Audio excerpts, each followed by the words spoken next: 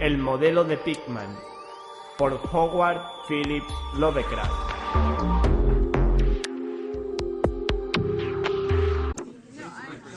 No tienes por qué pensar que estoy loco, Elliot. Muchos otros tienen manías raras. ¿Por qué no te burlas del abuelo de Oliver, que jamás monta en un automóvil? Si a mí no me gusta ese maldito metro, es asunto mío.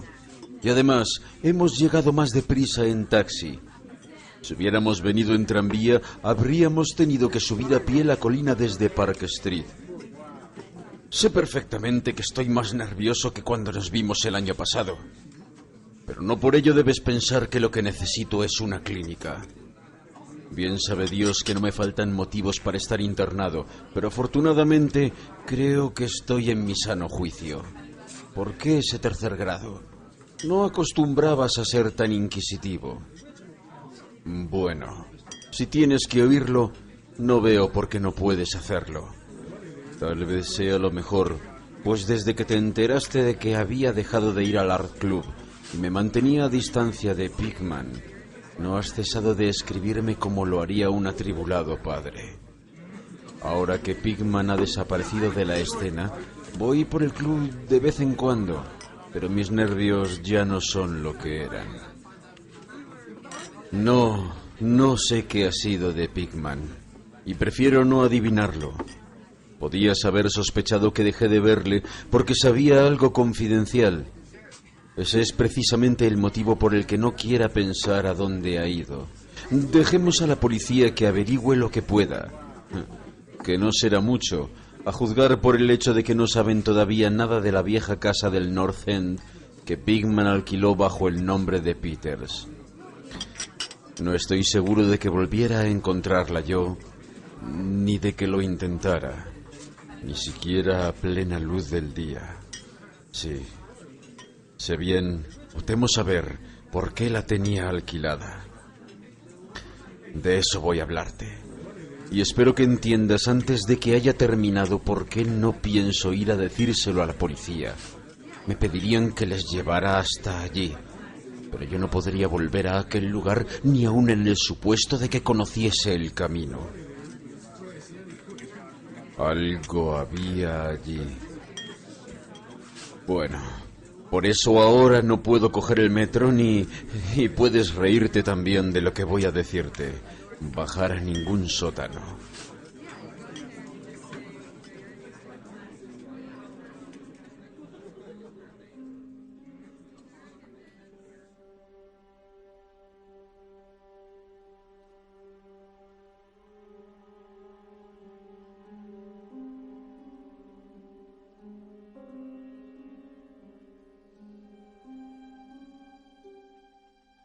Supongo que comprenderás que no dejé de ver a Pigman por las mismas estúpidas razones que les movieron a hacerlo a esas mojigatas mujerzuelas que son el Dr. Reid, Joe Minot o Rosworth.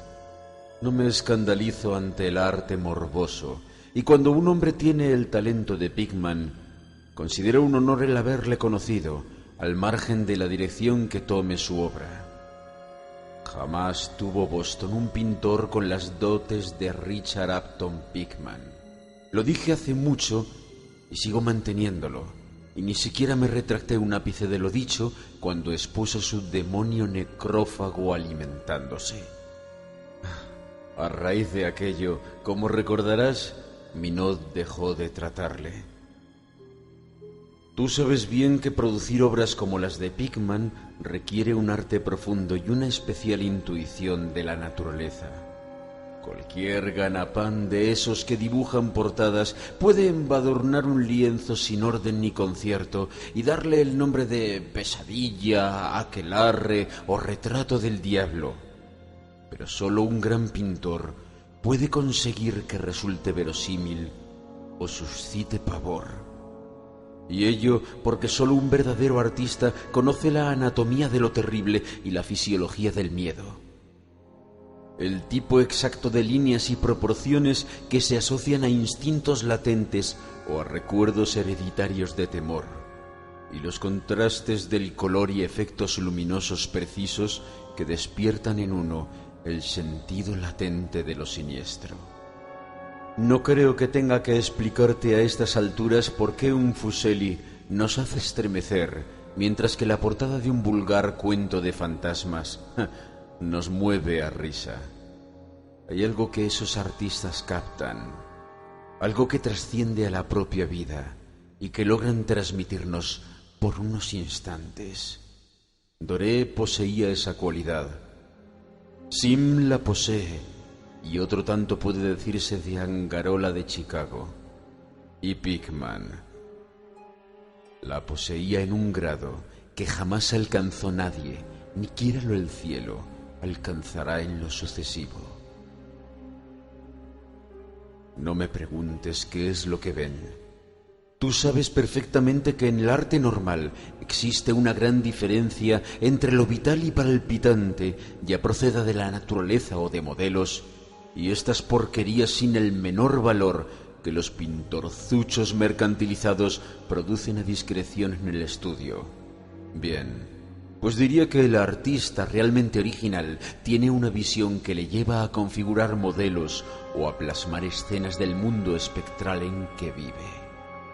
De cualquier modo, consigue unos resultados que difieren tanto de los almibarados sueños del que quiere dárselas de pintor, como la producción del pintor de la naturaleza de los pastiches del dibujante que ha seguido cursos por correspondencia. Si yo hubiera visto lo que Pigman vio... Pero... basta. Será mejor que echemos un trago antes de seguir adelante. Dios mío, yo no estaría vivo si hubiera visto lo que aquel hombre... si es que hombre era.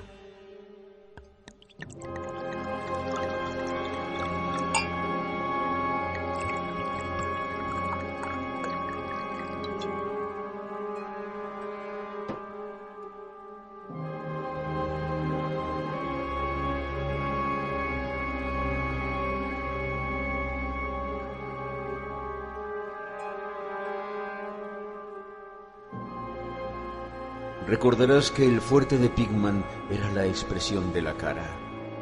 No creo que desde Goya nadie haya puesto tal carga de intensidad diabólica en una serie de rasgos o en una expresión. Y con anterioridad a Goya, habría que retrotraerse a aquellos artífices del medievo que esculpieron las gárgolas y quimeras de Notre Dame y del Mont Saint-Michel. Ellos creían en toda clase de cosas, y probablemente veían también toda clase de cosas, pues la Edad Media pasó por varias fases muy curiosas. Recuerdo que el año antes de irte le preguntaste a Pigman en cierta ocasión de dónde diablos le venían semejantes ideas y visiones. ¿No se echó a reír a carcajadas? Aquella risotada se debió en parte que Raid dejara de hablarle. Raid, como bien sabes, acababa de empezar un curso sobre patología comparada y utilizaba un vocabulario un tanto engolado al hablar sobre el sentido biológico o evolutivo de este o aquel síntoma físico o mental. Según me dijo, Pigman le desagrada más cada día que pasaba, hasta el punto de que al final llegó casi a asustarle, pues veía que sus rasgos y expresión tomaban un cariz que no le gustaba, un cariz que no tenía nada de humano. Hablaba mucho sobre el régimen alimenticio y dijo que a su juicio Pigman era un ser anormal y excéntrico en grado sumo. Supongo que le dirías a Raid, si es que cruzasteis alguna carta al respecto, que se dejó arrebatar los nervios o atormentar la imaginación por los cuadros de Pigman. Eso es lo que le dije yo por aquel entonces.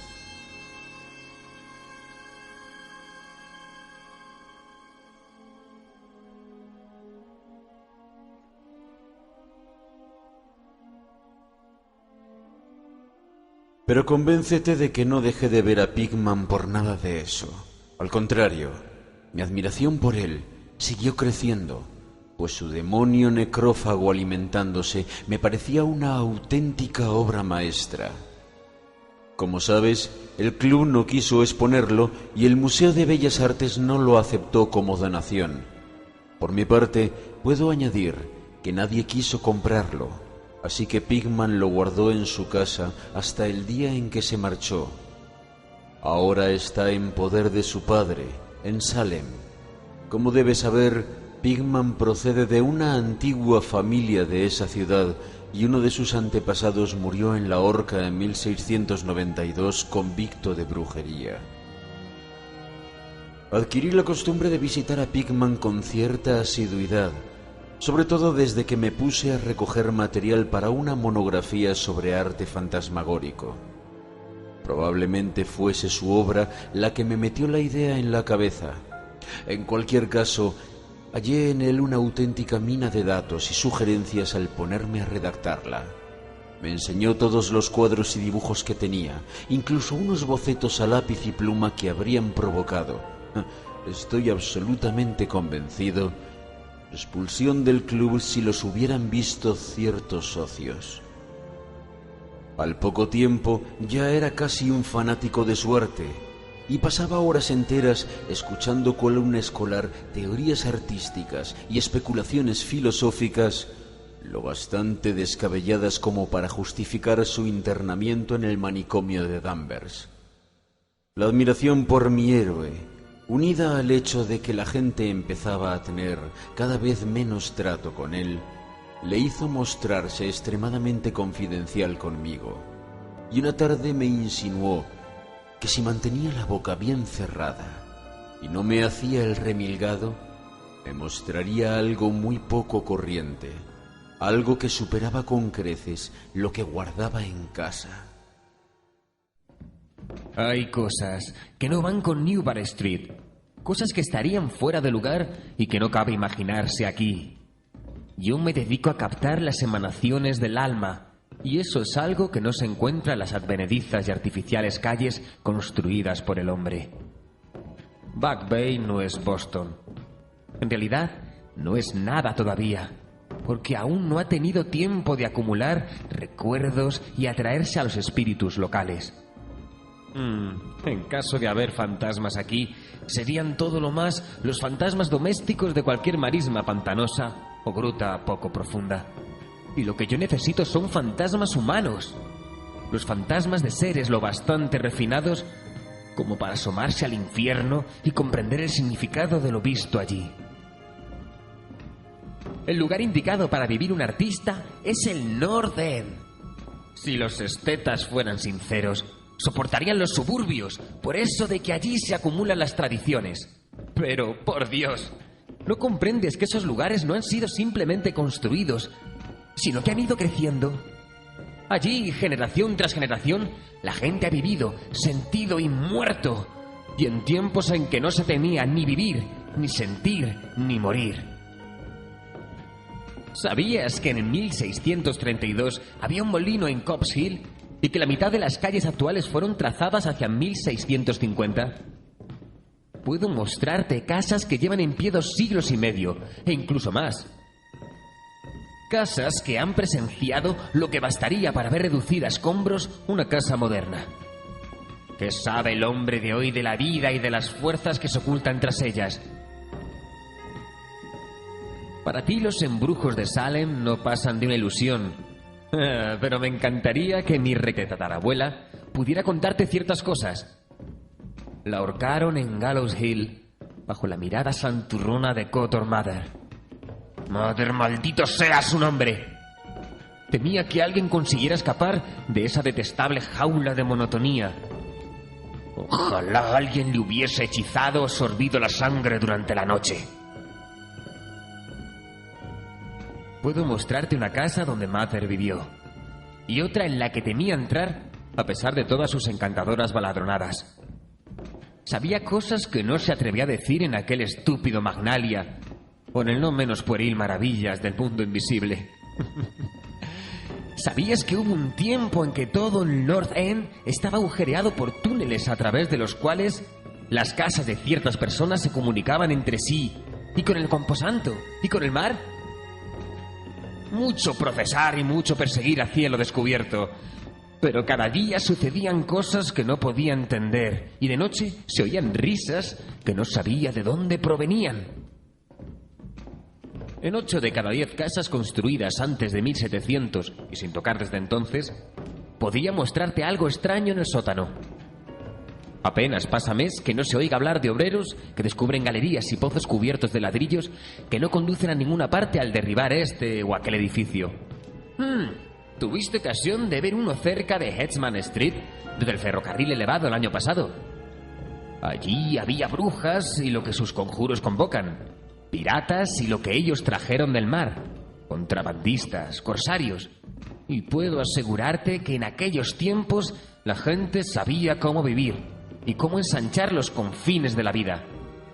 Este no era sin duda el único mundo que le era dado a conocer a un hombre inteligente y lleno de arrojo.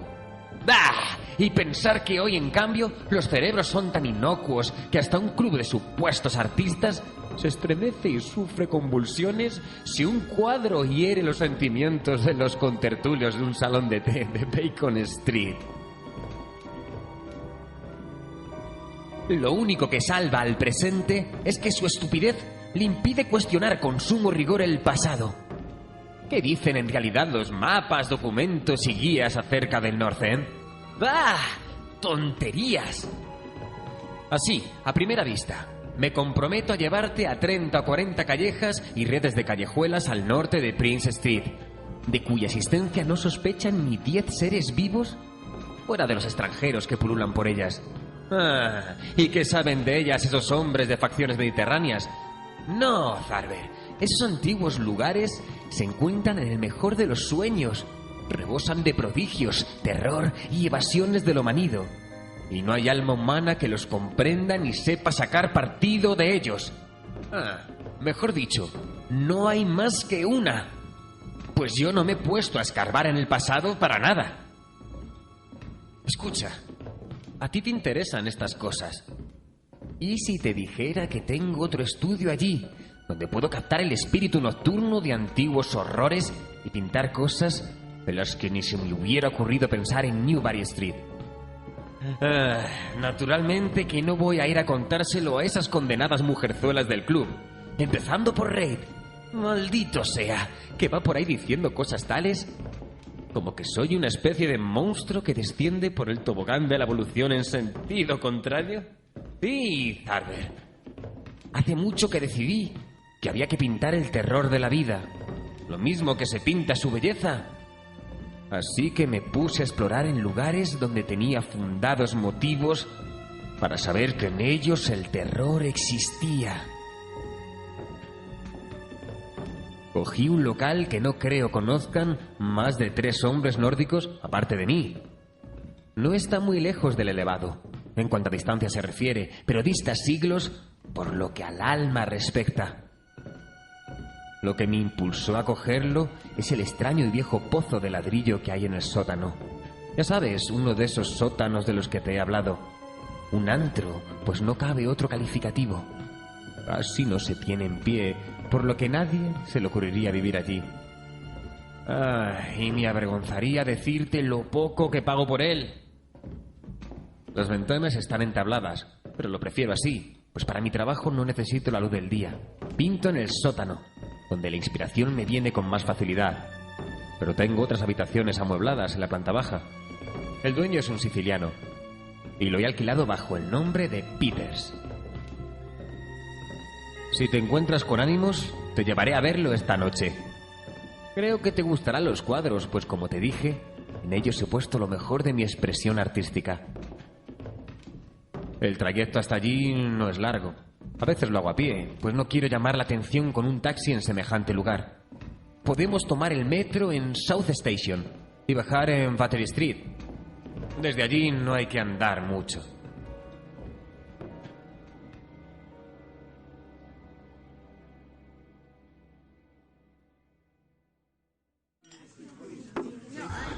Bueno, Elliot, tras semejante arenga, lo único que podía hacer era resistir los deseos de correr en lugar de andar en busca del primer taxi libre que saliera a nuestro encuentro. Después, cogimos el elevado en South Station y hacia las 12 ya habíamos bajado las escaleras de Battery Street. Luego nos pusimos a andar a lo largo del viejo muelle de Constitution Wharf. No me fijé en los cruces, por lo que no sabría decirte dónde torcimos, pero puedo asegurarte que no fue en Green Oak Lane. Al torcer, subimos por un desierto callejón de lo más antiguo y sucio que haya visto jamás, de tejados desvencijados, con los cristales de las ventanas rotos y arcaicas chimeneas medio derruidas que se destacaban contra la luz de la luna. No creo que hubiera siquiera 3 casas en todo lo que abarcaba la vista que no estuvieran ya levantadas en tiempos de Cotton Mather. Cuando menos, divisaba 2 con un voladizo y en cierta ocasión me pareció ver una hilera de tejados con el ya casi olvidado estilo holandés, aunque los anticuarios dicen que ya no queda ni uno solo en Boston.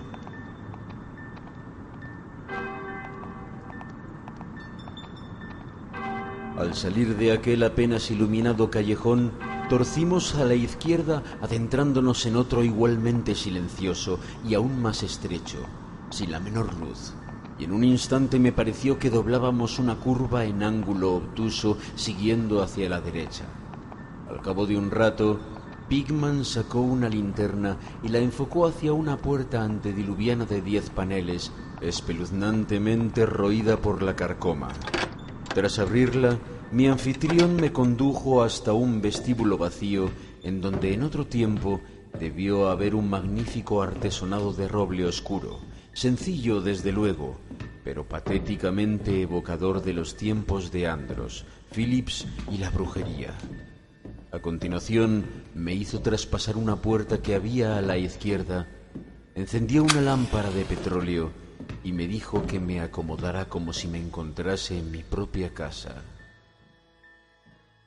Bueno, Elliot, soy uno de esos tipos a los que el hombre de la calle llama con toda justicia duro. Pero confieso que lo que vi en las paredes de aquella habitación me hizo pasar un mal rato. Eran los cuadros de Pigman. Ya sabes a los que me refiero. Aquellos que no podía pintar en Newbury Street y ni siquiera le dejaron exponerlos allí.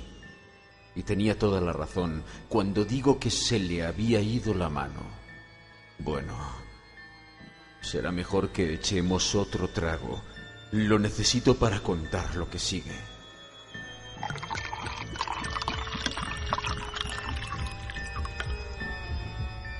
Sería inútil tratar de describirte aquellos cuadros, pues el más horroroso y diabólico horror, la más increíble repulsión y hediondez moral se desprendían de simples pinceladas imposibles de traducir en palabras.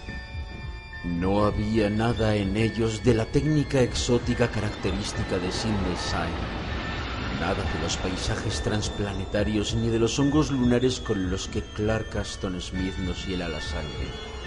Los trasfondos eran en su mayoría antiguos cementerios, bosques frondosos, arrecifes marinos, túneles de ladrillo, antiguas estancias artesonadas o simples criptas de mampostería.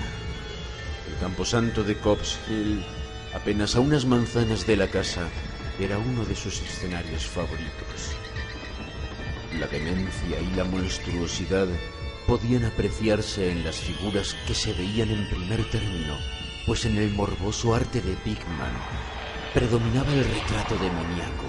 Rara vez aquellas figuras eran completamente humanas, aunque con frecuencia se acercaban en diverso grado a lo humano. La mayoría de los cuerpos, si bien toscamente bípedos, tenían una tendencia a inclinarse hacia adelante y un cierto aire canino. La textura de muchos de ellos era de una aspereza bastante desagradable al tacto. Parece como si los estuviera viendo. Se ocupaban en... Bueno, no me pidas que entre en detalles. Por lo general estaban comiendo. Pero será mejor que no diga qué. A veces los mostraba en grupos en cementerios o pasadizos subterráneos y a menudo aparecían luchando por la presa o, mejor dicho, el tesoro descubierto. Y qué expresividad tan genuinamente diabólica sabía en ocasiones infundir Pigman a los ciegos rostros de tan macabro botín. De cuando en cuando se les veía saltando en plena noche desde ventanas abiertas o agazapados sobre el pecho de algún durmiente al acecho de su garganta. En un lienzo se veía un grupo de ellos aullando alrededor de una bruja ahorcada en Gallows Hill, cuyas demacradas facciones guardaban un extraordinario parecido con las de aquellos seres. Pero no creas que fueron aquellas horripilantes escenas lo que me hizo perder el sentido. No soy un niño de 3 años y no es, ni mucho menos, la primera vez que veo cosas así. Eran los rostros, Elliot, aquellos endiablados rostros que miraban de soslayo y parecían querer salir del lienzo como si se les hubiera inspirado un aliento vital. Dios mío, juraría que estaban vivos. Aquella bruja nauseabunda que se veía en el lienzo había despertado los fuegos del Averno y su escoba era una varita de sembrar pesadillas. Pásame la garrafa, Elliot. Había algo llamado la lección. Santo cielo, en mala hora lo vería. Escucha, ¿te imaginas un círculo de inefables seres de aspecto canino, agazapados en un cementerio, enseñando a un niño a comer según su usanza? El coste de una presa producto de una suplantación, supongo. Ya sabes, el viejo mito de esos extraños seres que dejan sus vástagos en la cuna en sustitución de las criaturas humanas que arrebatan.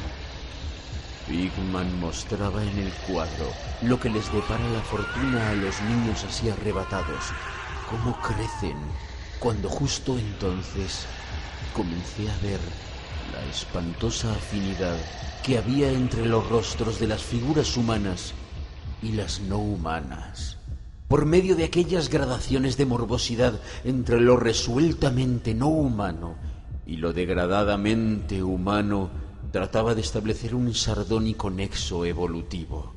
Los seres caninos procedían de los mortales. Y apenas acababa de inquirirme qué hacía con las crías que quedaban con los seres humanos a modo de trueque, cuando mi mirada tropezó con un cuadro que representaba a la perfección dicha idea. Se trataba de un antiguo interior puritano, una estancia de gruesas vigas, con ventanas de celosía, un largo banco y un mobiliario del siglo XVII de estilo bastante tosco, con la familia sentada en torno al padre mientras éste leía las escrituras. Todos los rostros, salvo uno, mostraban nobleza y veneración, pero ese uno reflejaba la burla del Averno. Era el rostro de un varón de edad juvenil. Sin duda pertenecía a un supuesto hijo de aquel piadoso padre, pero en realidad era de la parentela de los seres impuros. Era el niño suplantado. Y en un rasgo de suprema ironía, Pigman había pintado las facciones de aquel adolescente de forma que guardaban un extraordinario parecido con las suyas. Para entonces, Pigman había encendido ya una lámpara en una habitación continua y cortésmente abrió la puerta para que pasara yo, al tiempo que me preguntaba si quería ver sus estudios modernos. Me había sido imposible darle a conocer muchas de mis opiniones. El espanto y la repugnancia que se apoderaron de mí me dejaron sin habla. Pero creo que comprendió perfectamente cuáles eran mis sensaciones y se sintió muy halagado. Y ahora quiero que quede bien claro una vez más, Elliot, que no soy uno de esos alfeñiques que se lanzan a gritar en cuanto ven algo que se aparta lo más mínimo de lo habitual. Me considero un hombre maduro y con algo de mundo, y supongo que con lo que viste de mí en Francia te basta para saber que no soy un tipo fácilmente impresionable. Ten presente, por otro lado, que acababa de recobrar el aliento y de empezar a familiarizarme con aquellos horribles cuadros que hacían de la Nueva Inglaterra colonial una especie de antesala del infierno. Pues bien, a pesar de todo ello, la habitación contigua me arrancó un angustioso grito de la garganta. Y tuve que agarrarme al vano de la puerta para no desfallecer.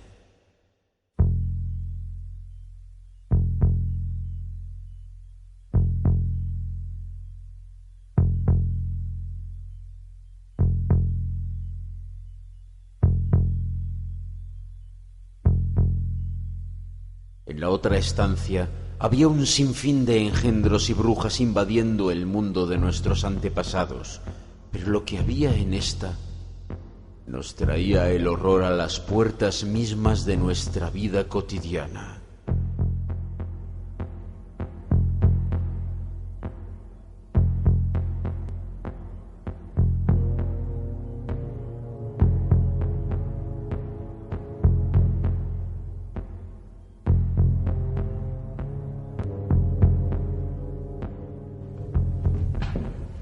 Dios mío, qué cosas pintaba aquel hombre. Uno de los lienzos se llamaba Accidente en el metro, y en él un tropel de abominables seres surgían de alguna ignota catacumba a través de una grieta abierta en el suelo de la estación de metro de Boylston Street, y se lanzaban sobre la multitud que esperaba en el andén. Otro mostraba un baile en Cobb's Hill, en medio de las tumbas, sobre un fondo actual.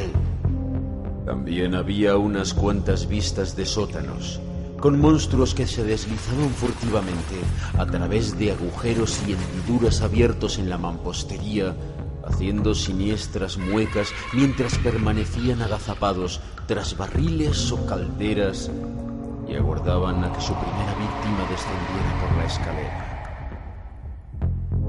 Un horrible lienzo parecía recoger una amplia muestra representativa de Beacon Hill. Multitudinarios ejércitos de los míticos monstruos surgiendo de los escondrijos que acribillaban el suelo. Había asimismo tratamientos libérrimos de bailes en los cementerios modernos. Pero lo que me impresionó más que nada fue una escena en una ignota cripta en donde multitud de fieras se apelotonaban en torno a una de ellas, que sostenía entre las manos y leía en voz alta una conocida guía de Boston. Todas las fieras apuntaban a un determinado pasaje y todos los rostros parecían contraídos con una risa tan epiléptica y reverberante que creí incluso oír su diabólico eco. El título del cuadro era Holmes, Lowell y Longfellow yacen enterrados en Mount Auburn.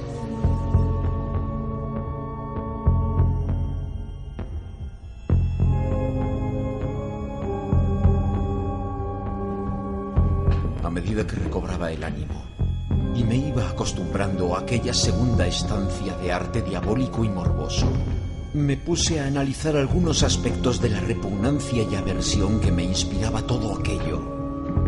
En primer lugar, me dije a mí mismo, aquellos seres me asqueaban porque no eran sino la más fiel muestra de la total falta de humanidad e insensible crueldad de Pigman. Semejante personaje debía ser un implacable enemigo de todo el género humano, a tenor del regocijo que mostraba por la tortura carnal y espiritual y la degradación del cuerpo humano. En segundo lugar, lo que me producía pavor en aquellos cuadros era precisamente su grandeza. Aquel arte era un arte que convencía. Al mirar los cuadros, veíamos a los demonios en persona y nos inspiraban miedo. Y lo extraño del caso era que la subyugante fuerza de Pigman no provenía de una selectividad previa o del cultivo de lo extravagante. En sus cuadros no había nada de difuso, de distorsionado ni de convencional. Los perfiles estaban bien definidos y los detalles eran precisos hasta rayar en lo deplorable. ¿Y qué decir de los rostros? Lo que allí se veía era algo más que la simple interpretación de un artista. Era el mismo infierno, retratado cristalinamente y con la más absoluta fidelidad. Eso es justo lo que era.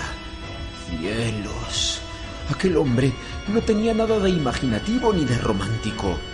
Ni siquiera trataba de ofrecernos las agitadas y multidimensionales instantáneas que nos asaltan en los sueños, sino que fría y sardónicamente reflejaba un mundo de horror estable, mecanicista y bien organizado que él veía plena, brillante, firme y resueltamente.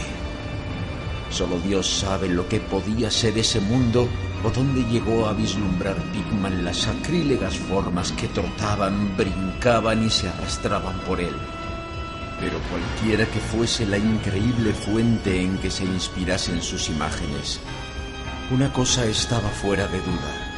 Pigman era, en todos los sentidos, tanto a la hora de concebir como de ejecutar, un concienzudo y casi científico pintor realista.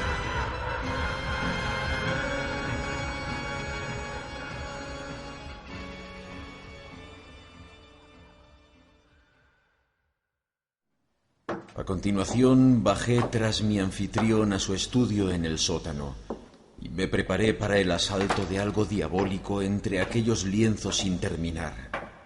Cuando llegamos al final de la escalera, impregnada de humedad, Pigman enfocó la linterna hacia un rincón del enorme espacio que se abría ante nosotros, iluminando el brocal circular de ladrillo de lo que debía ser un gran pozo excavado en el terroso suelo. Nos acercamos y vi que el orificio medía aproximadamente 1,5 metros de diámetro, con paredes que tendrían 1 pie de grosor y estaba unas 6 pulgadas por encima del nivel del suelo. Una sólida construcción del siglo XVII, si no me equivocaba. Aquello, decía Pigman, era un buen ejemplo de lo que había estado hablando antes. Una abertura de la red de túneles que discurrían bajo la colina. Observé distraídamente que el pozo no estaba recubierto de ladrillo y que por toda cubierta tenía un pesado disco de madera. Pensando en todas las cosas a las que el pozo podía hallarse conectado, si las descabelladas ideas de Pigman eran algo más que mera retórica, un escalofrío me recorrió el cuerpo. Luego, siempre yo detrás de él, subimos un escalón y atravesamos una estrecha puerta que daba a una amplia estancia, con un suelo entarimado y amueblada como si fuese un estudio. Una instalación de gas acetileno suministraba la luz necesaria para poder trabajar. Los cuadros sin acabar, montados en caballetes o apoyados contra la pared, eran tan espeluznantes como los que había visto en el piso de arriba y constituían una buena prueba de la meticulosidad con la que trabajaba el artista. Las escenas estaban esbozadas con sumo cuidado y las líneas trazadas a lápiz hablaban por sí solas de la prolija minuciosidad de Pigman al tratar de conseguir la perspectiva y proporciones exactas. Era todo un gran pintor, y sigo sosteniéndolo hoy aún con todo lo que sé. Una gran cámara fotográfica que había encima de una mesa me llamó la atención, y al inquirirle acerca de ella, Pigman me dijo que la utilizaba para tomar escenas que le sirvieran luego para el fondo de sus cuadros, pues así podía pintar a partir de fotografías sin tener que salir del estudio en lugar de ir cargado por toda la ciudad en busca de esta o aquella vista. A juicio suyo, las fotografías eran tan buenas como cualquier escena o modelos reales para trabajos de larga duración, y según dijo, las empleaba habitualmente. Había algo muy desapacible en los nauseabundos bocetos y en las monstruosidades a medio terminar, que echaban torvas miradas desde cualquier ángulo de la estancia. Y cuando Pigman descubrió súbitamente un gran lienzo que se encontraba lejos de la luz, no pude evitar que se me escapara un estruendoso grito, el segundo que prefería aquella noche.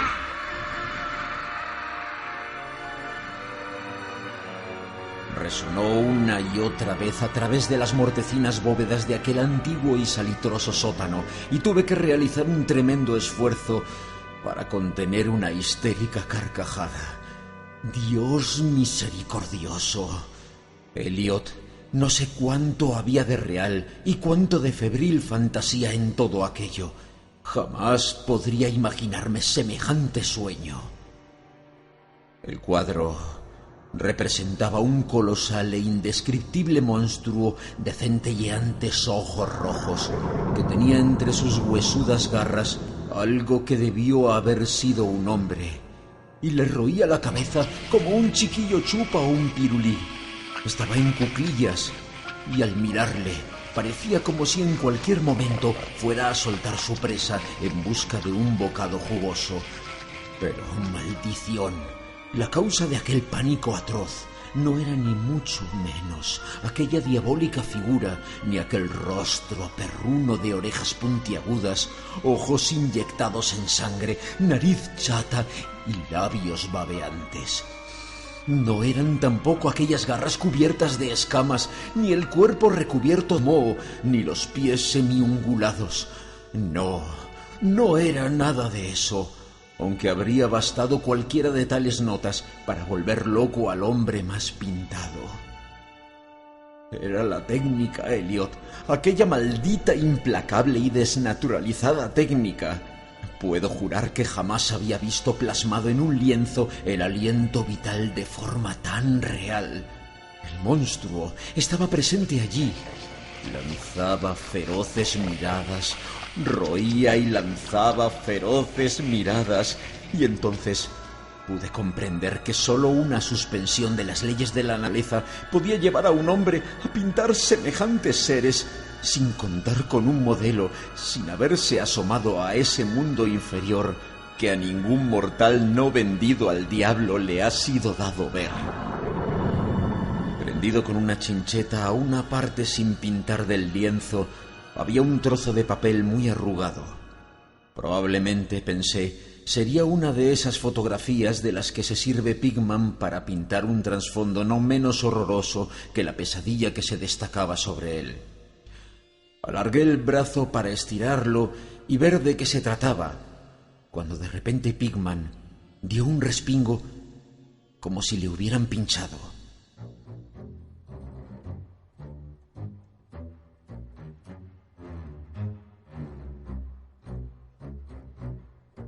Había estado escuchando con suma atención desde que mi grito de pavor despertó insólitos ecos en el oscuro sótano, y ahora parecía estar poseído de un miedo que, si bien no podía compararse con el mío, tenía un origen más físico que espiritual. Sacó un revólver y me hizo un gesto para que me callara, tras lo cual se encaminó al sótano principal y cerró la puerta detrás suyo. Creo que me quedé paralizado por unos instantes. A semejanza de Pigman, agudicé el oído y me pareció oír el leve sonido de alguien que correteaba, seguido de unos alaridos o golpes en una dirección que no sabría decir. Pensé en gigantescas ratas y sentí que un escalofrío me recorría todo el cuerpo. Luego se oyó un amortiguado estruendo que me puso la carne de gallina. Un sigiloso y vacilante estruendo, aunque no sé cómo expresarlo en palabras. Parecía como si un gran madero hubiese caído encima de una superficie de piedra o ladrillo. Madera sobre ladrillo. Me sugería algo aquello. Volvió a oírse el ruido, esta vez más fuerte, seguido de una vibración como si el cuadro cayera ahora más lejos. A continuación se oyó un sonido chirriante y agudo, a Pigman farfullando algo en voz alta y la atronadora descarga de las 6 recámaras de un revólver disparadas espectacularmente, tal como lo haría un domador de leones para impresionar al público. A renglón seguido, un chillido o graznido amortiguado y un fuerte batacazo. Luego, más chirridos producidos por la madera y el ladrillo, seguidos de una pausa y de la apertura de la puerta. Sonido este que me produjo, lo confieso, un violento sobresalto. Pigman reapareció con su arma aún humeante, al tiempo que imprecaba a las abotargadas ratas que infestaban el antiguo pozo. El diablo sabrá lo que comen, Farber, dijo esbozando una irónica sonrisa. Pues estos arcaicos túneles comunican con cementerios, guaridas de brujas y llegan hasta el mismo litoral. Pero sea lo que sea, han debido quedarse sin provisiones, pues están rabiosas por salir. Tus gritos debieron excitarlas. Lo mejor será andar con cuidado por estos parajes. Nuestros amigos roedores son el mayor inconveniente, aunque a veces pienso que con ellos se consigue crear una cierta atmósfera y colorido.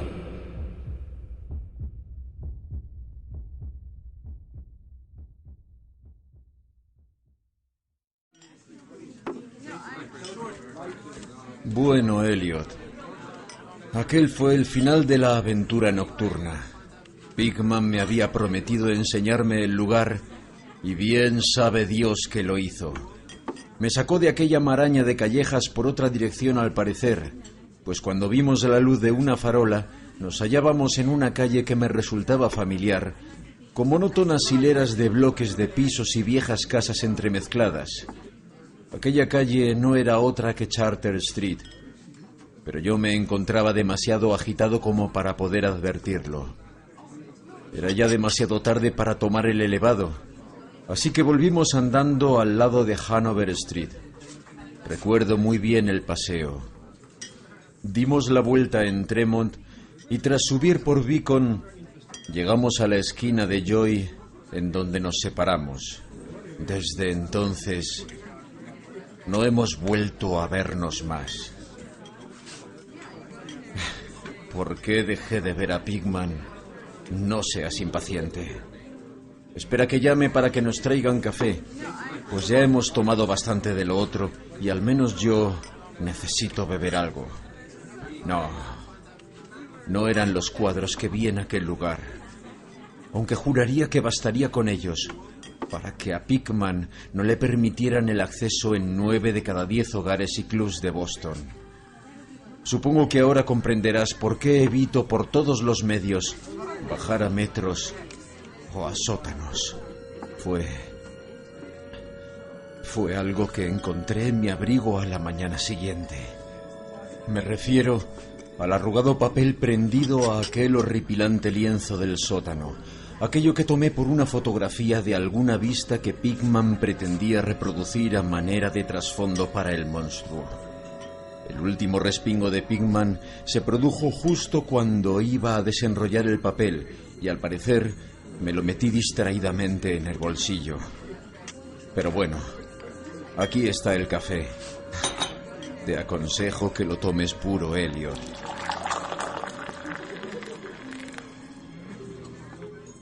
Sí, a aquel papel se debió el que no volviera a ver más a Pigman.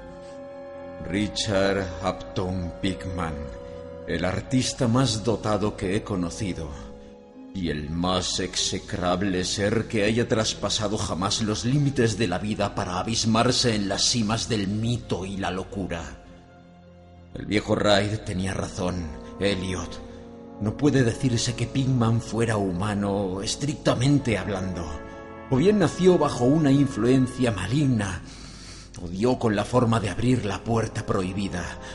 Ya da lo mismo, pues desapareció. Volvió a abismarse en aquella increíble oscuridad que él tanto gustaba frecuentar. Será mejor que encendamos el candelabro.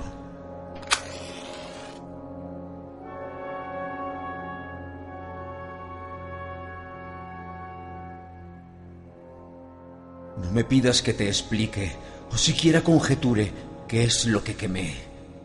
Tampoco me preguntes qué había tras esa especie de topo gateador que tan bien se las arregló Pigman para hacer pasar por ratas. Hay secretos que pueden proceder de los viejos tiempos de Salem, y Cotton Mather cuenta cosas aún más extrañas. Bien sabes tú cuán endiabladamente expresivos eran los cuadros de Pigman. Como todos nos preguntábamos más de una vez, ¿de dónde podía sacar aquellos rostros? Bueno, después de todo, aquel papel no era la fotografía de una perspectiva. En él se veía únicamente el ser monstruoso que estaba pintando en aquel horrible lienzo. Era el modelo en que se inspiraba. Y el trasfondo no era sino la pared del estudio del sótano, pintada con todo lujo de detalle. Por el amor de Dios, Elliot, Aquella era una fotografía tomada del natural. ¡Tomada del natural! ¡Tomada del natural!